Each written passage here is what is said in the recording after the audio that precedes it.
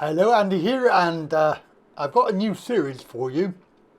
It's called Capcut Beginner's Guide, and it is a series looking at the video editing software called Capcut, and yeah, it's my new favourite software. Obviously, I've been using quite a lot of different programs for many years. I've been using Sony Vegas, and that was a choice I made a long time ago. And the problem I found is that with 4K and my computer, it doesn't really do it very well. It's very slow, very difficult to edit videos. So I was looking around for another one, and I found Olive. Olive is not commercially available, but it is free of charge, and you can use it. It's very much in development, so it's unstable, it crashes, it's not really got every feature that you would want yet, but it might do one day. I like it because it is very basic, it does what you want, you can do a lot of stuff with it, and it basically allows me to do 4K. Now, obviously with the problem of 360 videos, I was looking around again because I wanted something that would allow me to edit the video, reframe it, blah blah blah. Well, unfortunately there aren't too many of those, one of which is Premiere Pro, which I did use a long time ago and gave up because way over my head. The learning curve is quite steep, and of course I didn't have the time to spend learning it. And I know a lot of people love it. A lot of people do. Alongside that, we've got other ones I've tried. Shotcut, I tried that one. It's okay, but it was a bit quirky. I've tried DaVinci Resolve. That one also was ideal for 360 videos. You can reframe and edit the video. However, I tried it.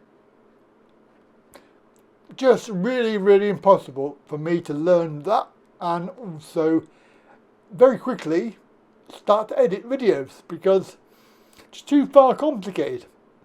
I know people out there will be going, it's easy, you know, just get on with it. Trust me when I say I watched loads of videos, I played with it, and I thought, no, not for me. So I gave up on that and went back to Insta software.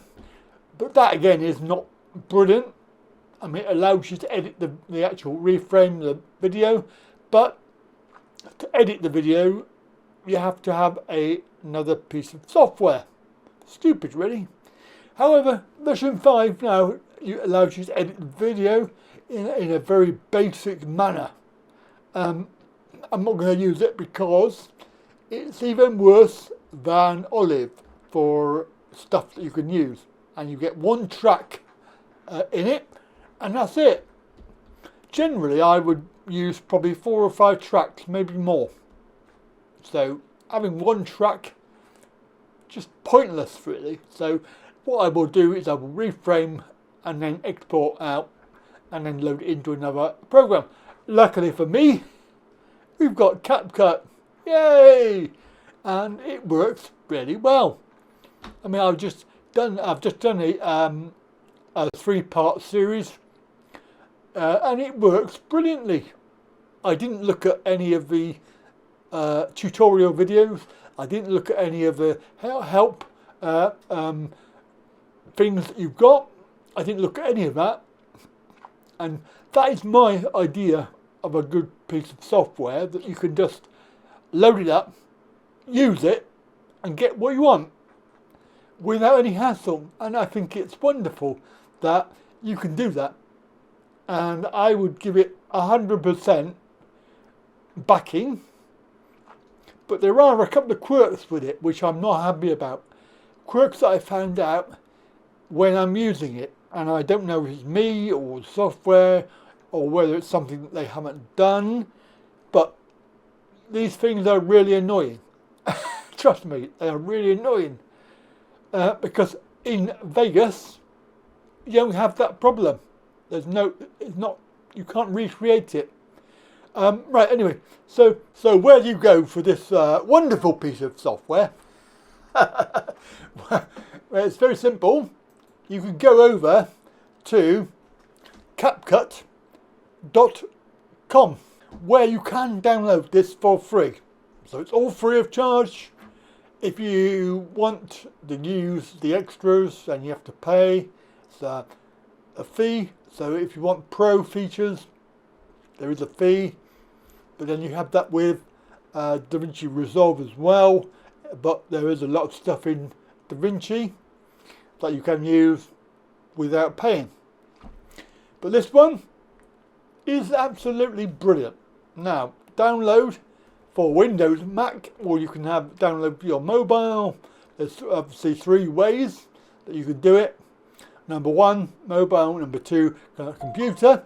And number 3 is the browser. So online web editing. Capcut is Chinese. It's a Chinese company. They've made this in order to get people to edit videos for TikTok, which they own. So here is the browser-based version. So you can start a project, create a new project, use the templates.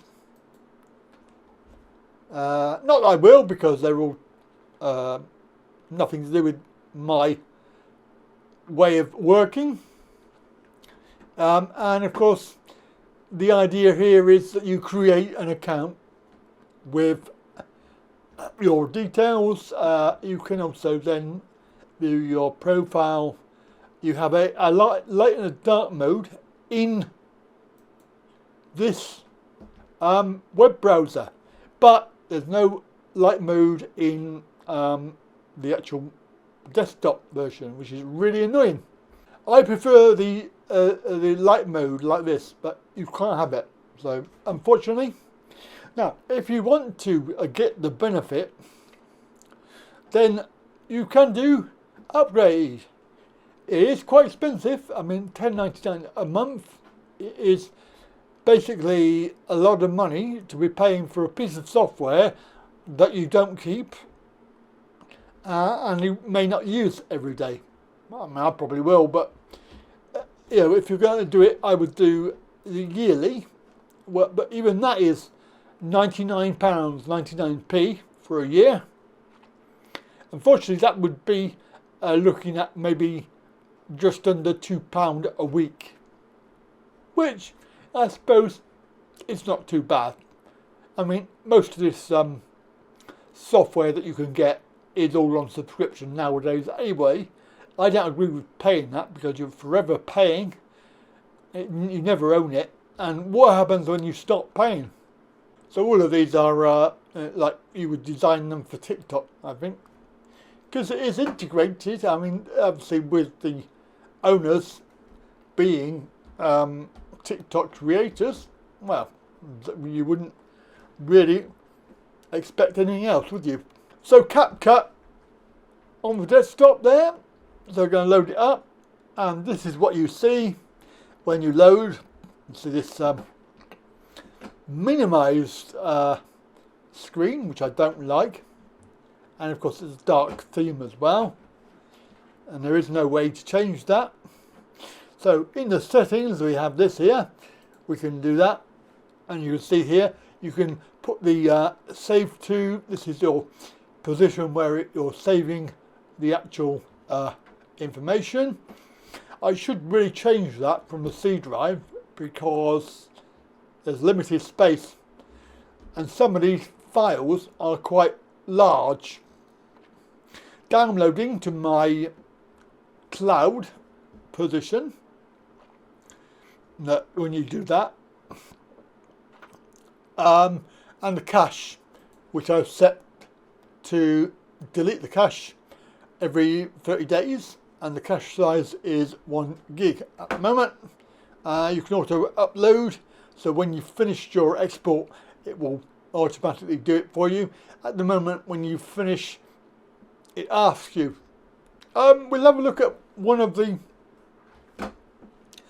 projects I've done. I did this yesterday. This is a demo, and basically this shows you roughly what you could do. You have the main display. If you're not sure about what keys to press, shortcuts, it's got a comprehensive list here of all of the keys that you need to use, and some of them are pretty much standard. I'm thinking J, K and L. Now you can change these, so if you don't like that, you can change them.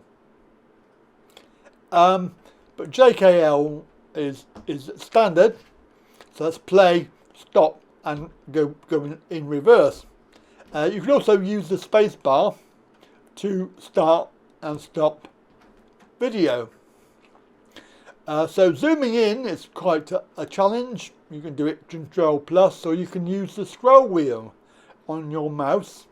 You need to use the Control key and scroll, and the Alt key. Well, I'll show you that in a moment. But you Alt and Control are two keys, plus the scroll wheel. Up and down just goes up and down,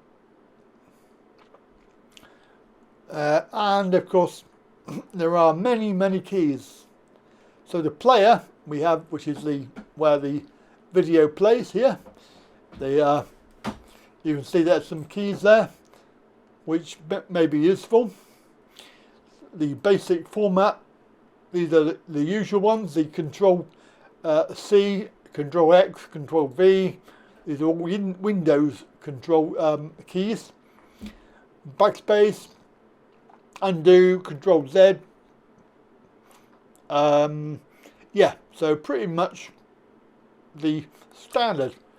You can, of course, create your own. So if you want to change these and have a different key set, you can select a different shortcut key, and you can rearrange them all how you like, basically.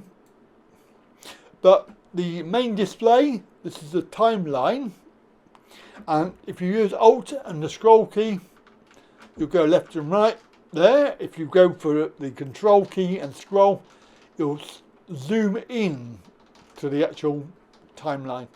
You can, of course, zoom in and out using that, and also get the whole timeline displayed in the box in the window.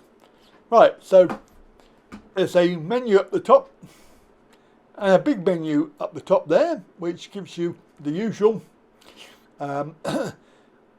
various functions that you need. You can actually detach all of these panels.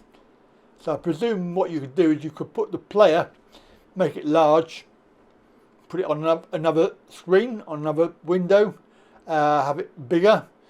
You could do the editing panel, which is over on the right hand side. So all of these are very much standard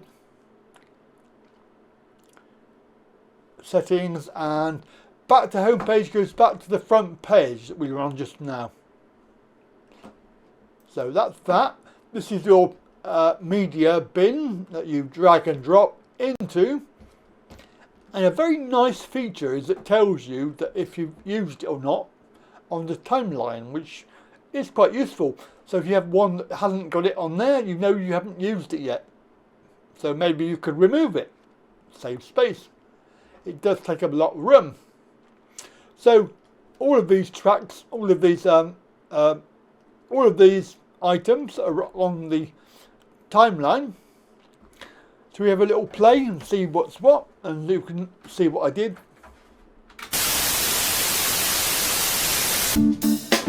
So this was a test. It's sort of a test video I make in all of the editing software to compare them. So this one was first made in Sunny Vegas, and then I made it in other ones as well, just to prove that you can, because it has a lot of functions. you've got green screen, you've got cutout, you've got a speeding up, because this one is actually 1.4 speed. And when you click on the item, you can see the details of it over here. And there's like a sub menu, and one called speed. You can see that it's set to 1.4. So that's like making it faster. If you go the other way, which you can't because it goes normal speed and that's it, but you could, on Vegas, you can get it to go the other way and slow it down. So that may be something I need to look at. But you can see that this is quite easy to do. Drag onto the timeline. You can zoom in and out, obviously, and get it a bit closer, a bit more precise. These buttons here allow you to snap, and when you drag something over, it snaps back, and also auto snapping. That's, you know, when you drag it over and it comes back. But the main thing to remember is that this track, the one with cover on it, is your main track, and really annoying, because if you do a cut and paste, it won't move any other track. I'll show you that in a moment, but that's one of the annoying things about this Capcut. So you cannot add tracks yourself. These are added when you add a video. You can also add text, and you can add graphics as well. So if you've got a PNG or a JPEG, you can drag that down, put it on the timeline. It will go in its own track, as does text boxes as well. They go on their own track. But you cannot add a track like you can with Vegas. So normally I'm using about 4 or 5 tracks on Vegas. I mean, you've got 4 here, but this one is the main track. Again, you can have audio tracks as well. It is multiple, but again, you know, you cannot just add. There's no way to add a new one there. You can lock the track so it doesn't move. You can't move it. You can obviously mute the track so it doesn't play. And the symbol there says, obviously defines what the track is. So it's a music track, video track, and there'll be another one with a T, which will be text track. So I'm scrolling up and down here with the scroll wheel. You can record a voiceover, which is quite good. Yeah, I haven't tried that yet.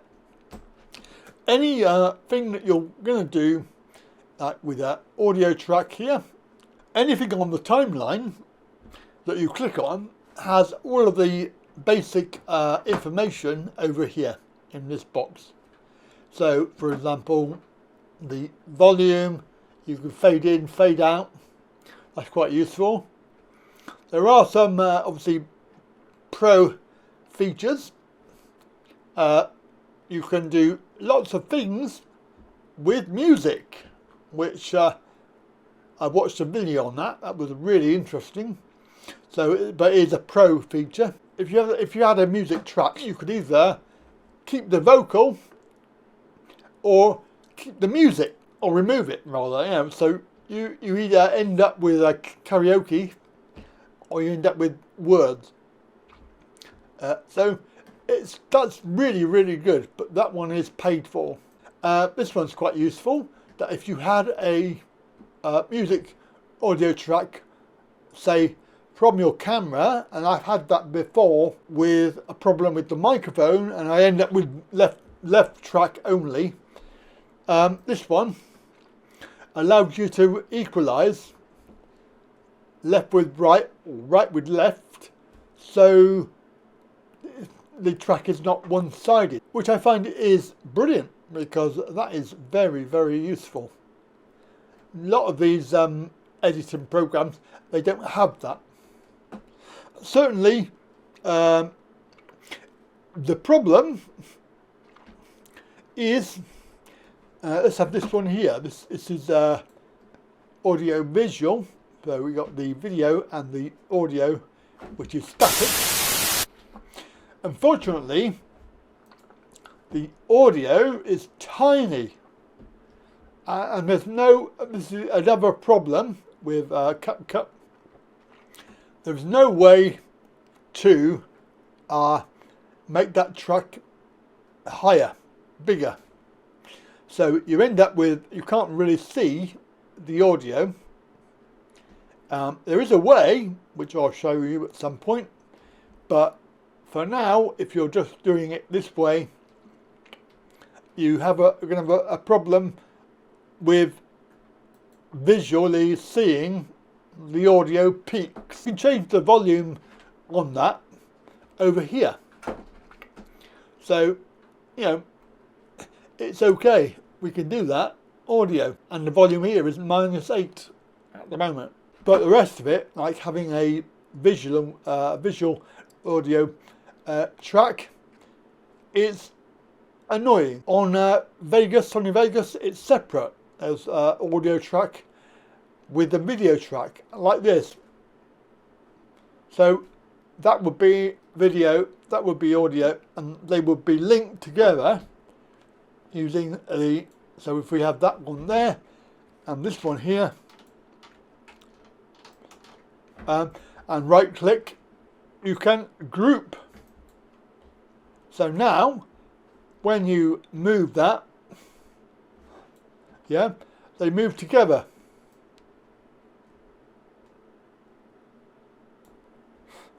So that is also quite good, but that is standard. I mean, Control G for group is pretty much standard on all editing software. Anyway, so we're going to have a look at briefly. We're going to have a look at these up here, but we're actually going to be doing it in another file. Let's see, that one we were playing with just now is 207 megabytes, quite big. This one here that we've been playing with is our tutorial. So we'll load that. And of course, I'm going to show you the text that we've done. So here is a text box. You can do that by text up here. It's brilliant, so easy. So you have the default text, but there's also templates. So these are all pretty much good. You can edit the words, and for example, here is one I've edited. Saturday Stroll. Yeah, so that was from this template area. But you know, if you just want standard text, you can have it on its own track if you wish. And then of course you can move the track. And see there, it's got TI for text. So drag in the scroll in a bit there, move it down. So now I'll scroll up. So I moved that track down below, so it actually does it for you there, but you can't move it here. You have to move it on the actual item. So that is default, and then obviously over here we have all of the things that you can do, and including the so we got test message. You can of course drag, and it does have some guidelines to tell you where you are. That's in the middle. Changing the font. So I like Boldby. I've already selected it. But bold, you can do the font size, colour, character alignment. You can do the preset styles. Yeah, so all of this stuff is selectable, changeable, just a very quick way. If I want to put that into a like a background, I can put it into a bubble. Which one should we do? Let's try, difficult choice. Let's try that one.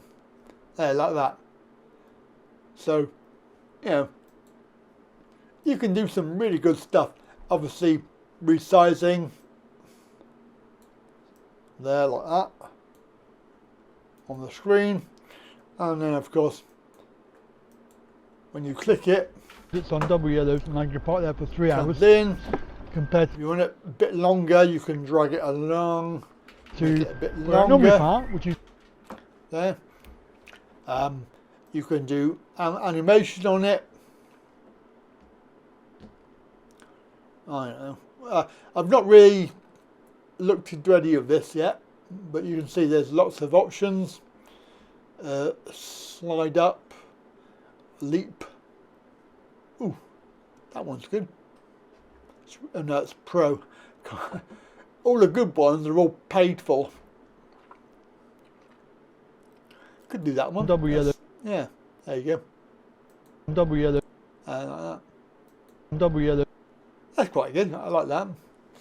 In and out. So if that's the in one, then out. Another one, maybe. I don't know. There's too many to choose from.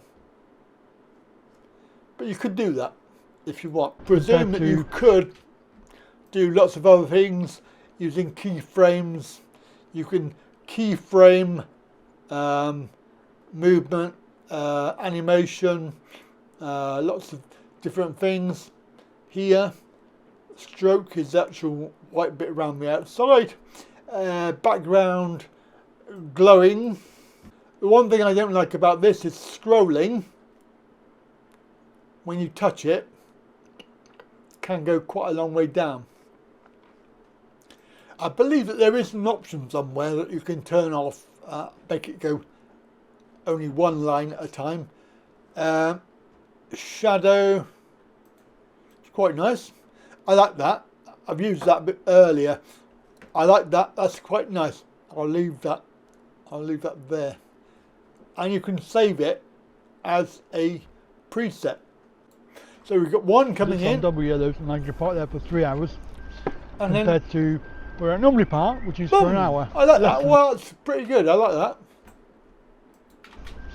Compared to where I normally park, boom, which is for an hour. Yeah. Less than that. That's pretty good. I like that. Transition is quite good. Now I have a transition which I'm using. It is that one. And it appears here. Boom. Hour. Boom. I like that. So transitions. It will do captions. That's brilliant. I love that. I tried it with Thailand language. So there we go. Oh yeah, one last thing, which is audio. Now I don't know if any of these are copyright free, but there's a lot. Presuming they are. And of course TikTok sounds, well, it's not working. Where are we? Oh, sound effects was the other one. This is quite good. Yep. So, right. So, lots of sound effects. Yep. Quite good. Presuming that they're copyright free.